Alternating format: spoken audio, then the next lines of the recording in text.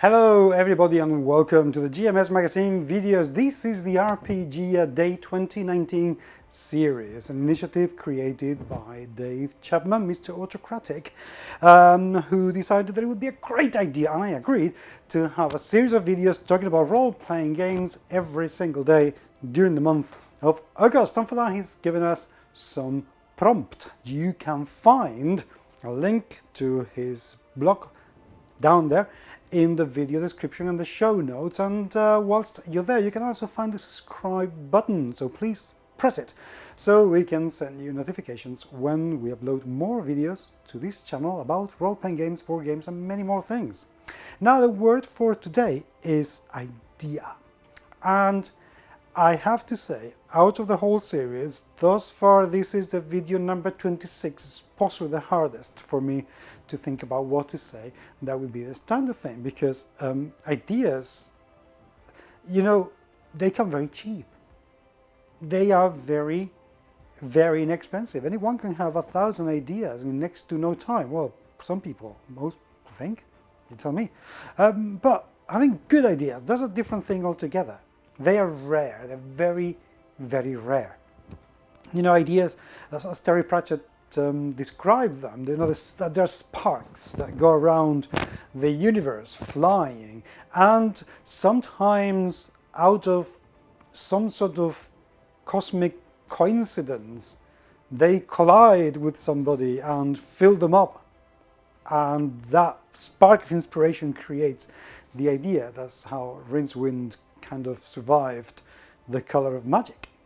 And ideas in the world of role-playing games, there are plenty. There's so many of them out there, but not all of them are good.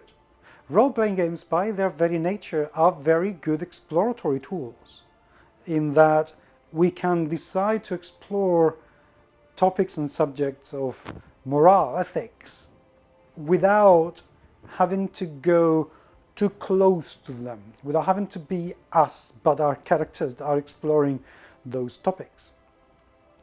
So there are an awful lot of ways. There have been a lot of ideas as to how to explore those topics in plenty of games. You know, Call of Cthulhu possibly was the first one that wanted to explore mental health in role-playing games.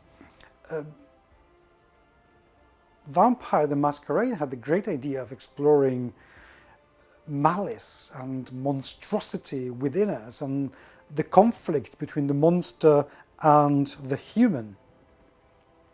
That was a great idea. That was a fantastic idea.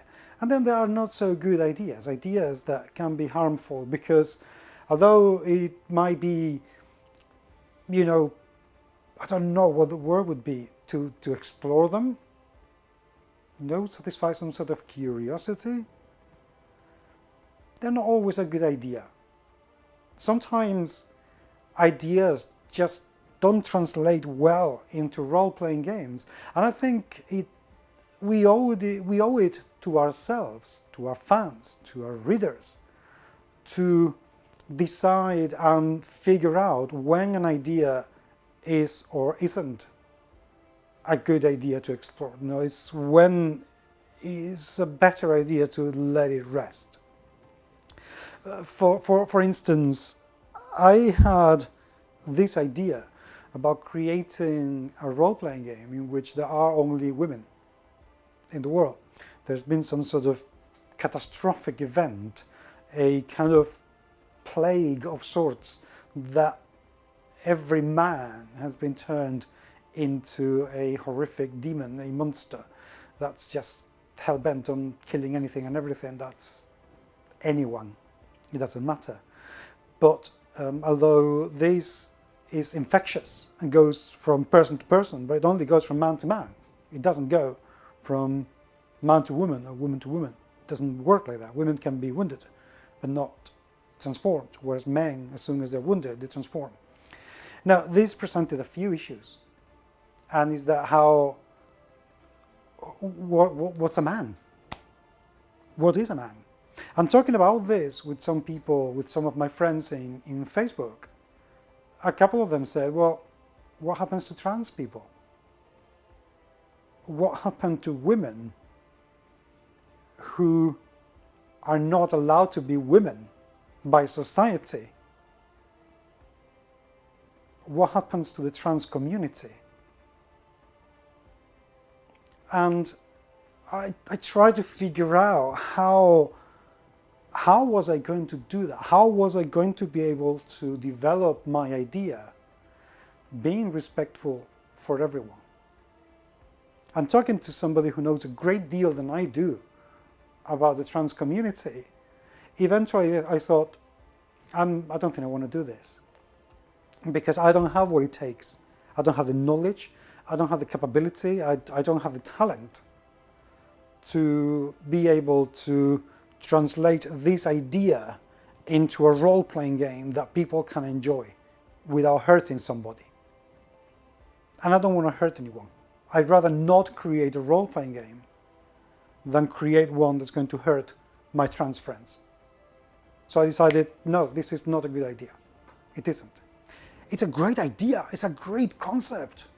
The concept is fantastic. And I will probably explore it in a novella, perhaps, or in a short story.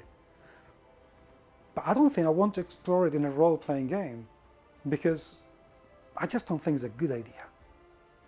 So I think it's a sign of maturity as authors, as players, as gamers, as GMs, to actually decide when an idea is not a good one, or when, at the very, very least, put our idea forward to more people so we can find out whether it's a good idea to continue with it or not. Be mindful that every idea you have may sound fantastic to you, but that doesn't make it fantastic for anybody else. Don't put bad ideas out there. It's not necessary. You can have some more. You'll get a better idea later. Thank you very much indeed for watching. Please again remember to subscribe to the channel. Leave me your comments, thumbs up or down if you have enjoyed this video or not. And above all, I very much look forward to talking to you very soon. Take care.